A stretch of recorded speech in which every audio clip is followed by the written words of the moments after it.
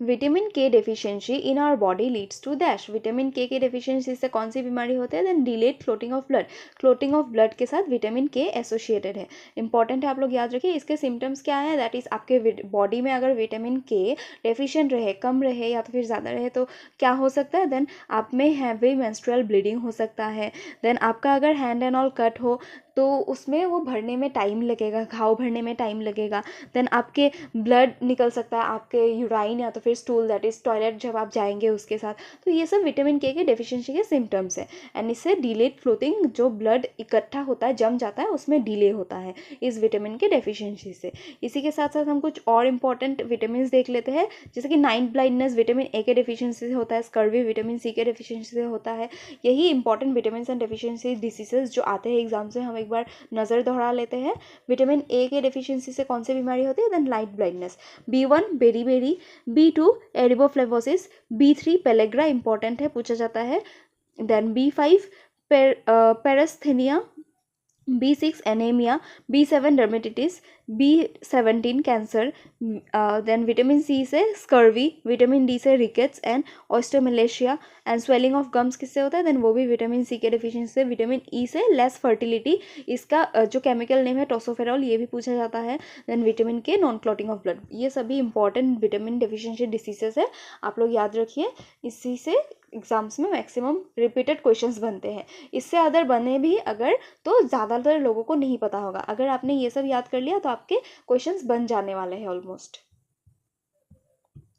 Kolkali is one of the traditional folk dances of which state? Kolkali जो है एक बहुत ही फेमस फोक डांस है, किस स्टेट का? देन केरला का। तो करेक्ट आंसर इस क्वेश्चन का हो गया कोलकली, केरला। ये एक मार्शल आर्ट डांस फॉर्म है। अदर इंपॉर्टेंट डांस फॉर्म्स देख लेते हैं, folk dances of different states. Andhra Pradesh के इंक्लूड करते हैं कुचिपुड़ी, विलासनी नृत्यम, आंध्र नृत्यम, भामाकल्पम, धीमशा, कोलत्तम, बुट्टा बोमोलो एट्सेट्रा। नागालैंड के इंपॉर्टेंट डांसेस में है Changlo, Zeliang, Angami, Phom dance, then Rengma, war dance, butterfly dance, ये सब इंपॉर्टेंट है। केरला के इंपॉर्टेंट डांसेस में इंक्लूड करते हैं कई कोथिकल्ली, देन पडायनी, ओपन्ना, थेय्यम, ये सब इंपॉर्टेंट है। महाराष्ट्र के इंपॉर्टेंट डांसेस में है लवनी, तमाशा, देन कलारंडिया, कली डांस, लेजिम, पोवाड़ा, वर्ली डांस। बहुत इंपॉर्टेंट, बहुत सारे फोक डांसेस होते हैं, लेकिन उसमें से जो इंपॉर्टेंट है वही मैंने आपको मेंशन किए हैं, आप लोग याद रखिए। नेक्स्ट और कुछ देख लेते हैं। हिमाचल प्रदेश के इंपॉर्टेंट डांसेस इंक्लूड करते हैं नती, चरबा, डंगी, चढ़ी। मध्य प्रदेश जवारा, मटकी, ग्रिदा डांस, तेरतली, अकीरी। झारखंड के इंपॉर्टेंट डांसेस इंक्लूड करते हैं अलकब, झूमर, कर्मा मुंडा, संथाल। उत्तराखंड के इंपॉर्टेंट डांसेस इंक्लूड करते हैं बरदानती, चपेली, चोलिया, चंचेरी। देन मेघालय के इंपॉर्टेंट डांस नोंगक्रेम डांस, बहुत बार पूछा गया है, डो, ध्रुव, सुआ। देन राजस्थान के इंपॉर्टेंट डांस घूमर भी बहुत बार पूछा जाता है। Then Kalbelia, most important dance of Rajasthan, Kathputli, Terah Taali. This are the important dance of the states, आप लोग याद रखिए। Who discovered the smallpox vaccine? Smallpox vaccine was discovered by Edward Jenner. इसी के साथ हम बाकी ऑप्शंस के पर्सनैलिटीज के इंपॉर्टेंट डिस्कवरीज एक बार देख लेते हैं। इट इंक्लूड्स जोनस सॉक, इन्होंने क्या डिस्कवर किया था? इन्होंने इनएक्टिवेटेड पोलियो वैक्सीन डिस्कवर किया था in 1955। Louis Pasteur discovered lactic fermentation in 1857।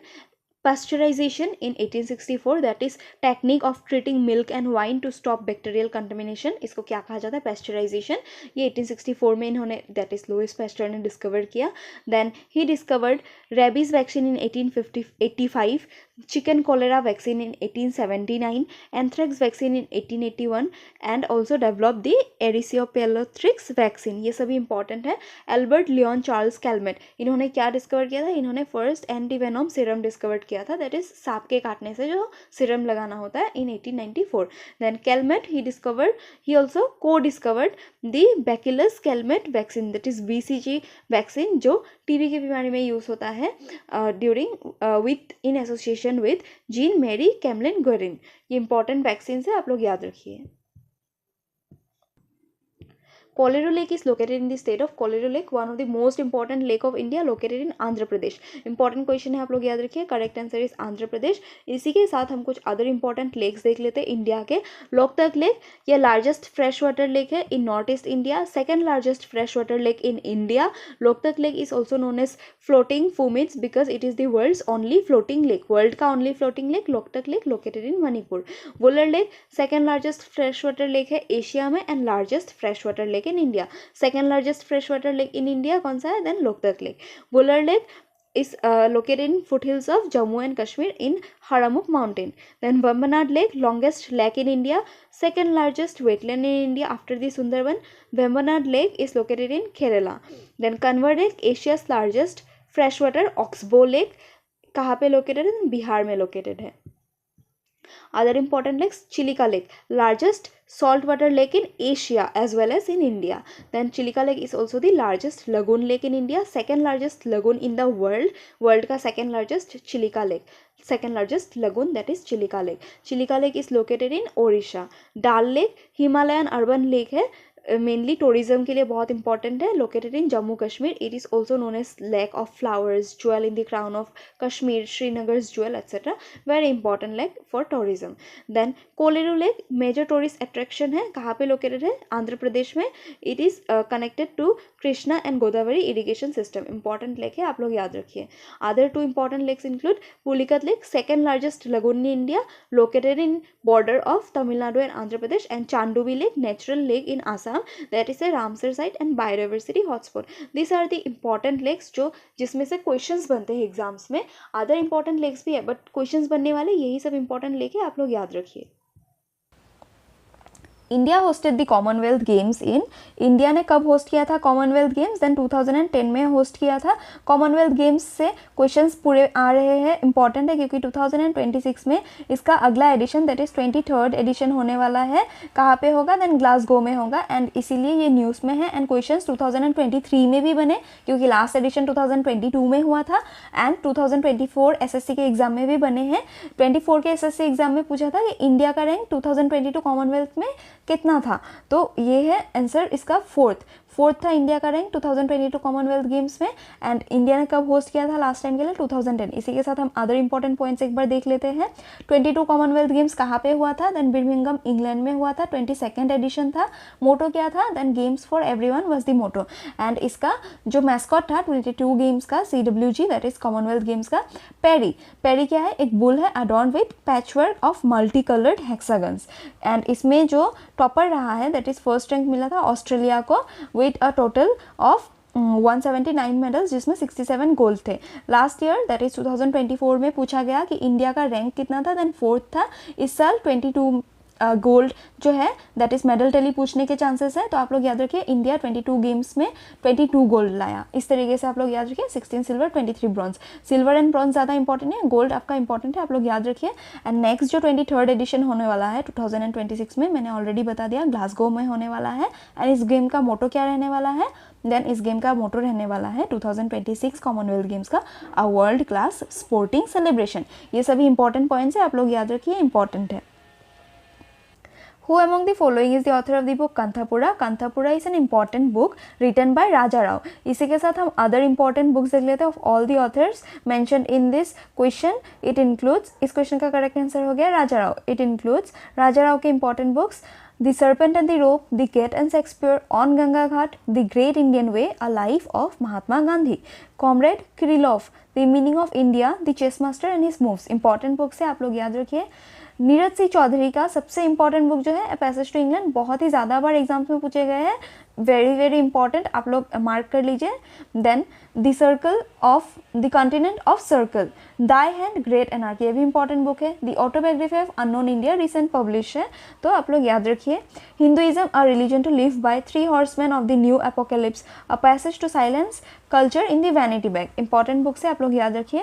ये दोनों पोएट्स के ज़्यादा तो पूछे नहीं जाते हैं, बहुत ज़्यादा इंपॉर्टेंट बुक्स नहीं है, बट हाँ ये सभी इंपॉर्टेंट आप लोग याद रख सकते हैं. इनके बाहर आने के चांसेस ऑलमोस्ट नहीं है, 95% इन्हीं में से क्वेश्चंस बनेगा अगर इन दोनों ऑथर्स के बुक्स पूछे गए तो. It includes my story, Kamala Das की books include my story, the old play house and other poems, Nashtappetta, Neelambari, Balyakala, Smaranakal. And Sitakant Mahapatra के important books Sabdar Akash, the sky of words, Samudra, then Anek Sharat, ये इंपॉर्टेंट बुक्स है, आप लोग याद रखिए। The name of Guru Kelucharan Mahapatra is primarily associated with which of the following dances? गुरु केलुचरण महापात्रा का जो dance form है, एसोसिएटेड डांस फॉर्म, वो है Odissi. He is a very famous dancer of Odissi. Classical dance Odissi Odisha का है, आप लोग याद रखिए। इसी के साथ हम कुछ अदर इंपॉर्टेंट डांसर्स देख लेते हैं। important classical dancers, some famous Orishi dancers include Kelucharan Mohapatra, Sanjukta Panigrahi, कुमकुम मोहंती, सोनल मानसिंह, माधवी मुदगल। इन्हीं सबसे ज़्यादा पूछे जाते हैं एग्जाम्स में क्वेश्चंस, आप लोग याद रखिए। Famous Manipuri dancers include Guru Bipin Singh, Amubi Singh, Rajkumar Singhajit Sinha, Darshana, Nayana, Ranjana and Suvarna, that is Jhaveri sisters. Then Kalavati Devi, Yumlembam Gambhini Devi, Nirmala Mehta, Charu Mathur, Devyani Chaliha. Famous Sattriya dancers include Jatin Goswami, Manik Barbayan, Ghanakanta Bora, P P Bora, then Sarodi Saikia. P P Bora जो है इंदिरा पीपी बोरा, एंड जतिन गोस्वामी, मानिक बरबया, ये सभी इंपॉर्टेंट है। देन कथक डांसर्स में से इंपॉर्टेंट है, सबसे इंपॉर्टेंट तो बिरजू महाराज, इनके क्वेश्चन पूछे ही जाते हैं हर साल।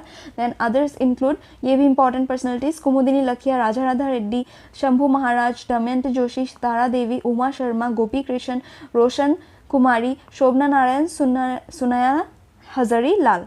आपको लग सकता है कि मैंने इतने सारे इंपॉर्टेंट नेम्स बता दिए, बट ये सब इंपॉर्टेंट नेम्स है, बहुत ज़्यादा इंपॉर्टेंट, जो एग्जाम्स में पूछे जाते हैं।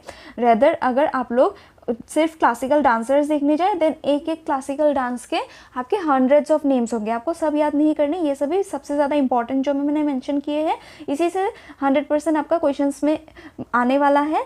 ऑलमोस्ट 95% तो इन्हीं से आता है। अगर इसके बाहर कुछ आ जाता है तो वो ज़्यादातर एग्जाम्स में स्टूडेंट्स कर नहीं पाएंगे, लेकिन ये सभी सबसे ज़्यादा इंपॉर्टेंट नेम्स है, आप लोग याद रखिए। Which of the following forts was built by the Kakatiya dynasty? Following forts important forts है, काकतीय डायनेस्टी में फॉलोइंग में से कौन सा फोर्ट बिल्ड किया था? Then correct answer is Golconda fort was build by the Kakatiya dynasty. Answer is Golconda fort. इसी के साथ हम पन्हाला, रायगढ़ एंड निमराना फोर्ट के इंपॉर्टेंट पॉइंट्स भी देख लेते हैं। गोलकोंडा फोर्ट जो है कहाँ पे लोकेटेड है? हैदराबाद में लोकेटेड है, एंड काकतीय रूलर प्रताप रुद्र ने बिल्ड किया था। मेन गेट जो इस फोर्ट का है, दैट इज गोलकोंडा फोर्ट का मेन गेट को कहा जाता है फतेह दरवाज़ा, ये 13 मीटर टॉल है, important point. Then Kakatiya dynasty जो था, काकतीय डायनेस्टी एक साउथ इंडियन डायनेस्टी था, present day Andhra Pradesh and Telangana area में सिचुएटेड था। एंड इसके जो फाउंडर थे काकतीय डायनेस्टी के, वो बेटा राजू, जिसको प्रोला राजा भी कहा जाता है, प्रोला राजा फर्स्ट, ये थे founder of Kakatiya dynasty. Capital इनका था वारंगल, जो ओरुगल्लू, ये इनके नेम, इस नेम से जाना जाता था। प्रेजेंट डे वारंगल इनका कैपिटल था। एंड एक और इम्पॉर्टेंट पॉइंट जो पूछा जाता है काकतीय डायनेस्टी इज कौन विजिट किया था in the Kakatiya dynasty? Then Marco Polo visited during the Kakatiya dynasty. इसी के साथ हम अदर इंपॉर्टेंट फोर्ट्स जो है उनके क्वेश्चंस देख लेते हैं। पन्हाला फोर्ट जो है वो कहाँ पे लोकेटेड है? महाराष्ट्र, कोल्हापुर में लोकेटेड है। किसने बिल्ड किया था? शिलाहारा रूलर भोजा सेकंड ने बिल्ड किया था Panhala fort, and ruler Shilahara ruler. And कहाँ पे? महाराष्ट्र। फोर्ट जो था ये एस्केप ऑफ छत्रपति शिवाजी, जो वहाँ पे जाके छुपे थे इन 1660, इससे एसोसिएटेड है, तो इंपॉर्टेंट पॉइंट है, पूछा जाता है। रायगढ़ फोर्ट जो है रायगढ़ डिस्ट्रिक्ट ऑफ महाराष्ट्र में लोकेटेड है। एंड शिवाजी छत्रपति महाराज जो थे along with his engineer Hiroji Indulkar, इन दोनों ने मिलके इस fort that is Raigad fort को बिल्ड किया था इन हिज कैपिटल 1674। इस रायगढ़ फोर्ट को, दैट इज रायगढ़ को, इनका कैपिटल बना लिया था इन 1674 छत्रपति शिवाजी महाराज ने। देन नीमराना फोर्ट कहाँ पे लोकेटेड है? अलवार राजस्थान में लोकेटेड है। इसको किसने बिल्ड किया था? पृथ्वीराज चौहान थर्ड ने बिल्ड किया था। एंड ये third capital of Chauhan Rajput भी रहे हैं। ये तीनों फोर्ट्स बहुत इंपॉर्टेंट है, आप लोग याद रखिए। Which of the following Harappan sites is located in Afghanistan? Afghanistan में located Harappan site following options में से कौन सा है? ये देखिए हड़प्पन साइट्स के इंपॉर्टेंट पॉइंट्स जो है, इंपॉर्टेंट प्लेसेस मैंने मैप में मेंशन कर दिया, आप लोग देख सकते हैं PDF डाउनलोड करके। एंड इस क्वेश्चन का जो करेक्ट आंसर है, जो साइट अफगानिस्तान में लोकेटेड था वो कौन सा था? देन शोटूघाई was a site located in Afghanistan. इसी के साथ हम other important sites of Harappan civilisation देख लेते हैं, या तो फिर Indus valley civilisation includes Mohenjodaro कहाँ पे लोकेटेड है? है, देन पाकिस्तान में लोकेटेड है। दो most important site that is Mohenjodaro and Harappa, दोनों ही पाकिस्तान में लोकेटेड है। Mohenjodaro is situated in Larkana district of Sindh, present day Pakistan में जो है, on the bank of Indus river. Harappa कहाँ पे सिचुएटेड है, then Sahiwal district in Punjab, वो भी पाकिस्तान में on the bank of Ravi river. Lothal जो है इंडिया में सिचुएटेड है in Gujarat Ahmedabad district besides Bhogava river. Rakhigarhi जो है लार्जेस्ट साइट है इंडस वैली सिविलाइजेशन एंड ये हरियाणा में लोकेटेड है, इंपॉर्टेंट है। जो इंडिया के साइट्स है वो भी बहुत ज़्यादा पूछे जाते हैं। देन आलमगीरपुर जो है ये मीरठ डिस्ट्रिक्ट यूपी में लोकेटेड है एंड इसको ये यमुना रिवर के बिसाइड में बैंक में सिचुएटेड है एंड इसको परशुराम के हेड़े भी कहा जाता है।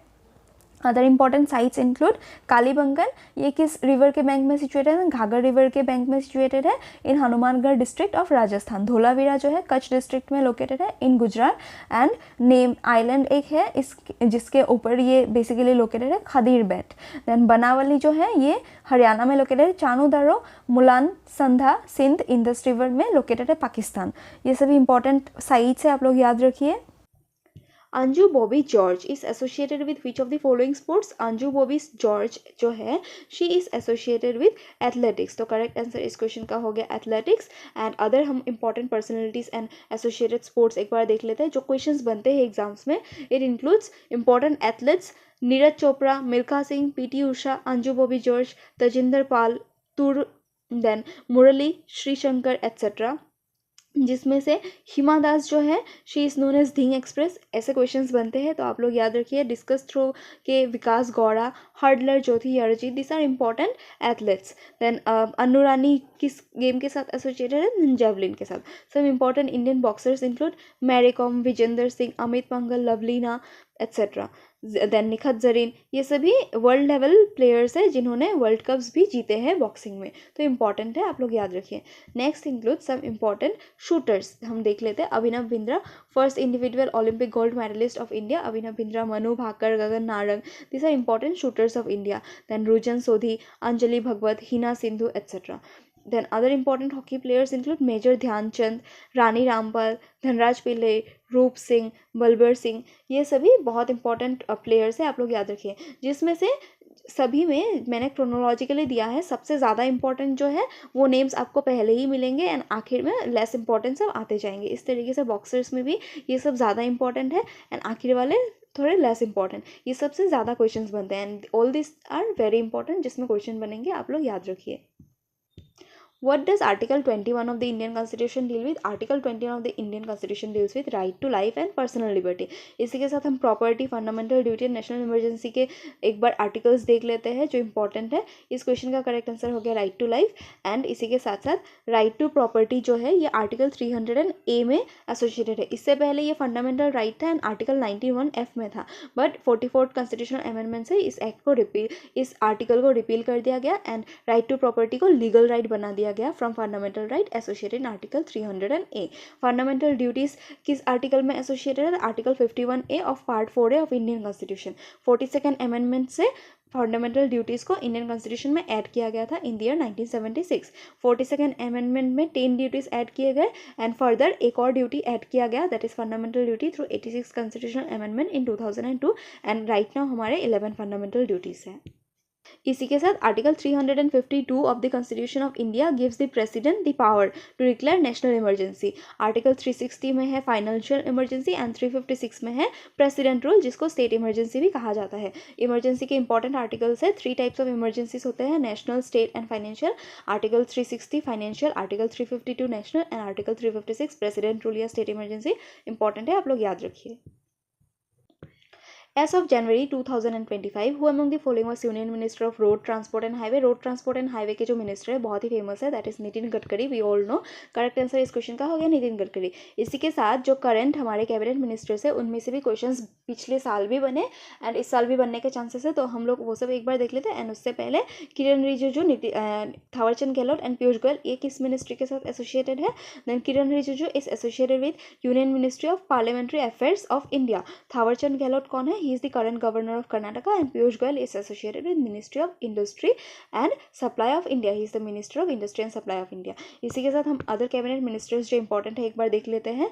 एजुकेशन मिनिस्टर करंटली कौन है इंडिया के, Dharmendra Pradhan. External affairs minister बहुत फेमस एस जयशंकर। आरबीआई के करंट गवर्नर कौन है, Sanjay Malhotra. National security adviser currently Ajit Doval. Attorney general current कौन है, R Venkataramani. Cabinet secretary currently कौन है, then TV Somanathan. Chairman of UPSC currently Preeti Sudan. Chief election commissioner current कौन है, then Rajiv Kumar. Chief of army staff currently कौन है, Upendra Dwivedi. Chief of air staff currently कौन है, Amarpreet Singh. President of India Droupadi Murmu. Vice president of India Jagdeep Dhankhar. Prime minister of India Narendra Modi. Chief justice of India justice Sanjiv Khanna. Chief justice of India justice Sanjiv Khanna recent appointment है। लोकसभा के speaker Om Birla. Home minister Amit Shah. Defence minister Rajnath Singh. Finance minister Nirmala Sitharaman. Then health minister Jagat Prasad Nadda, that is JP Nadda. And railway minister Ashwini वैष्णव। बहुत ही ज़्यादा important ministry से पूछे जाते हैं इनके names, आप लोग याद रखिए। एंड अगर कोई चेंजेस हुए तो वो आप अपडेट कर लीजिए, बट एज ऑफ नाउ यही सब है। एंड ये बहुत ही फ्रिक्वेंटली चेंज नहीं होता है, तो अगर आप लोग इन सबको याद कर लेंगे तो बहुत टाइम के लिए आपको यही सब मिनिस्टर्स इन्हीं पोस्ट्स में मिलेंगे एंड हेल्पफुल होगा एग्जाम्स के लिए। Which soils are widespread in the northern plains and the river valleys and covers about 40% of total area of India? River valleys में कौन सा soil पाया जाता है? Then alluvial soil, and it is the largest soil covered in India, about 40% of the total area of India. Correct answer इस question का हो गया alluvial soil। इसी के साथ black soil, red soil and laterite soil का क्या काम है हम लोग एक बार देख लेते हैं।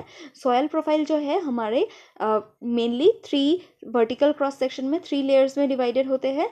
horizon A top soil, horizon B subsoil and horizon C that is weathered and decomposed rock. Top soil जो है वो मोस्ट ऑर्गेनिक मटेरियल से बनते हैं एंड ग्रोथ ऑफ प्लांट्स के लिए ये बहुत नेसेसरी है। देन सब सॉइल का जो पार्ट होता है इसमें मिनरल्स एंड ह्यूमस होते हैं थोड़े स्मॉल क्वांटिटीज़ में, and it is a transition between horizon A and C.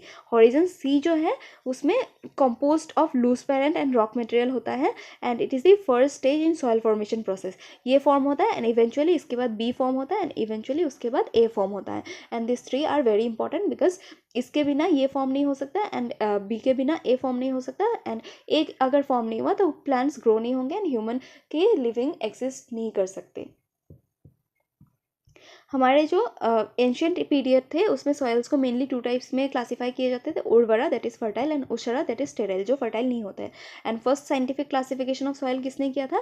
Then वेसिली डोकुशेफ ने किया था। इन इंडिया हमारे 8 कैटेगरीज ऑफ सॉइल है according to Indian council of agricultural research ICAR। Important है कितने categories? 8 categories. What are those 8 categories पूछे जाते हैं एग्जाम्स में। It includes alluvial soil, black soil जिसको कॉटन सॉइल भी कहा जाता है, red and yellow soil, laterite soil, mountainous soil, arid soil that is desert में जो पाया जाता है, saline soil and peaty and marshy soil. ये इंपॉर्टेंट 8 टाइप्स ऑफ सॉइल से पूछे जाते हैं। Some Indian soils like Karewa soil, sub mountain soil, snowfield और grey brown soil are also sub types of main Indian soil. ये सभी इंपॉर्टेंट पॉइंट्स है soil के रिगार्डिंग, आप लोग याद रखिए। The gymnast Deepa Karmakar belongs to the state of dash। Deepa Karmakar किस स्टेट से बिलोंग करती है? Then she belongs to the state of Tripura. तो करेक्ट आंसर इस क्वेश्चन का हो गया त्रिपुरा। एंड इसी के साथ साथ हम कुछ इंपॉर्टेंट पॉइंट्स देख लेते हैं। सब important gymnast of India include after Dipa Karmakar Pranati Nayak, Ashish Kumar, Shyam Lal, Mantu Debnath, Sunita Sharma, Kripal Patel etcetera. Then Tripura के रिगार्डिंग हम लोग एक बार देख लेते हैं। सिंस इनका question Tripura that is which state belongs, Deepa Karmakar किस स्टेट से बिलोंग करते हैं? त्रिपुरा। देन त्रिपुरा से इस साल क्वेश्चन भी आ सकते हैं। It is a state which is bordered to the north west and south by Bangladesh and Mizoram in the east and north east में आसाम से बाउंड्री करता है। एंड त्रिपुरा का जो कैपिटल है वो क्या है? Then that is Agartala. Some prominent tribal groups of Tripura include Reang, Chakma, Halam. ये सब इंपॉर्टेंट ट्राइबल ग्रुप्स है जो पूछे जाते हैं, आप लोग याद रखिए। मरमा ट्राइबल ग्रुप जो है किस स्टेट से बिलोंग करता है? देन त्रिपुरा। इस तरीके से क्वेश्चंस बनते हैं, आप लोग याद रखिए।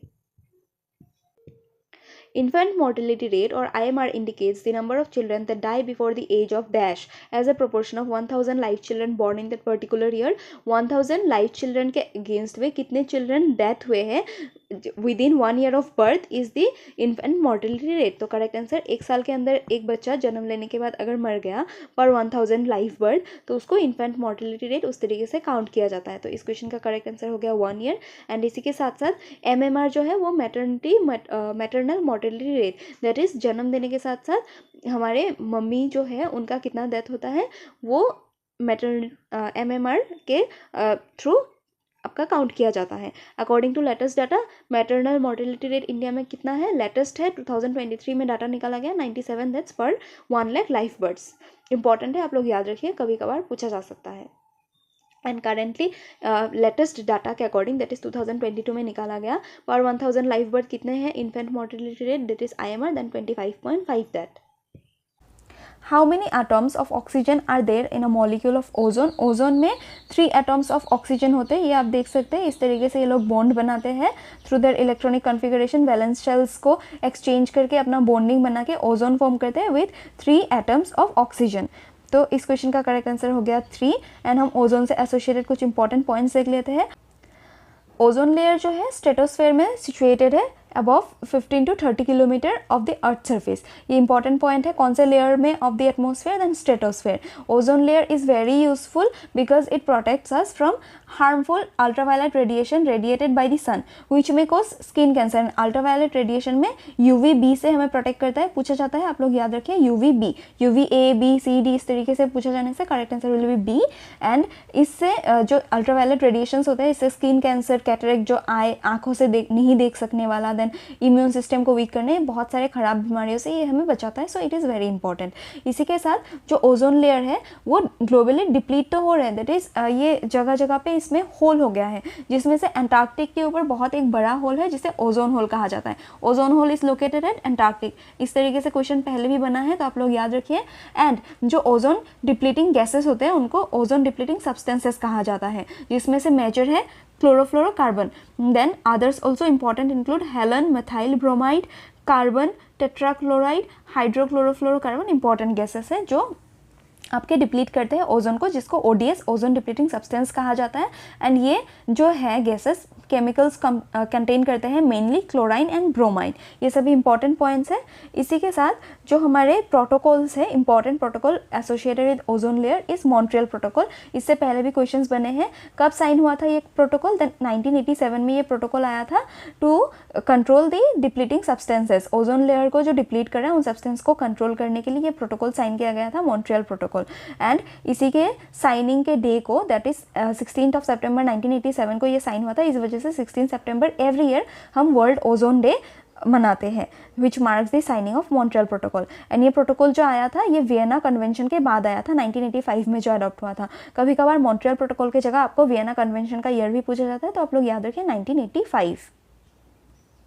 Which of the following is not a town of Karnataka. Following जो टाउन्स है ये सभी बहुत इंपॉर्टेंट टाउन्स है। इसमें से भुजबल जो है ये महाराष्ट्र में लोकेटेड है, not a town of Karnataka. बाकी चिकमगलूर, बीजापुर एंड चित्रदुर्ग ये तीनों बहुत इंपॉर्टेंट टाउन है of Karnataka. And other states में भी इंपॉर्टेंट टाउन है जो पूछे जाते हैं, ये आप लोग याद रखें। इस क्वेश्चन का करेक्ट आंसर हो गया भुसावल। इसी के साथ साथ भुसावल जो है ये किस स्टेट में लोकेटेड है मैंने ऑलरेडी बताया, it is located in Maharashtra and rest 3 इन कर्नाटका। जो ऑप्शंस में दिए गए थे that is Chikmagalur, Bijapur and Chitradurga. इसी के साथ हम कुछ अदर इंपॉर्टेंट सिटीज़ या तो फिर प्लेसेस, रीजन्स जो पूछे जाते हैं एग्जाम्स में देख लेते हैं। सोनाई कहाँ पे लोकेटेड है, Odisha. Mayurbhanj and Keonjhar region of Odisha is important. Then Jharkhand and Bihar region में सिंहभूम, हजारीबाग, पलमऊ, शाहबाद ये सभी कोल फील्ड के लिए एसोसिएटेड है। छत्तीसगढ़ एंड मध्य प्रदेश एरिया में रायपुर, दुर्ग, बस्तार, रायगढ़, बिलासपुर, जबलपुर, बालघाट ये सब इंपॉर्टेंट है। देन आंध्र प्रदेश के इंपॉर्टेंट रीजन्स इंक्लूड करते हैं Krishna, Kurnool, Chittor, Kadapa, Warangal, Guntur.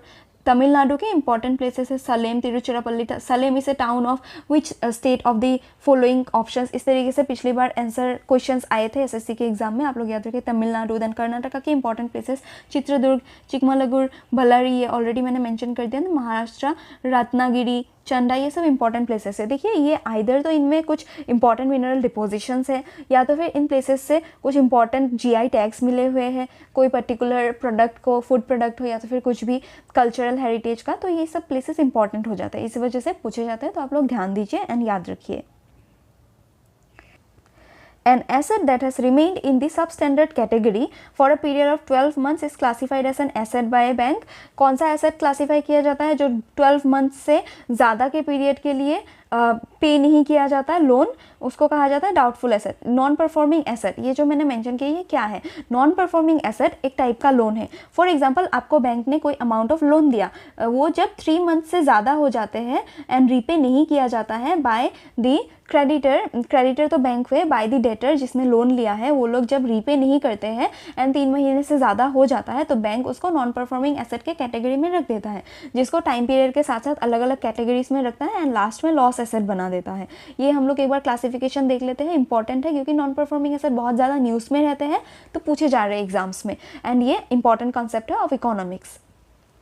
Non performing asset is a loan on advance, जो बोरोवर पे नहीं कर पाते हैं बैंक को, रीपे नहीं कर पाते हैं एंड ये डिफ़ॉल्ट हो जाता है. ये 90 डेज़ या उससे ज़्यादा अगर रीपे नहीं कर पाए, 90 डेज से ज़्यादा हो गया तो उसे एनपीए के कैटेगरी में रखा जाता है.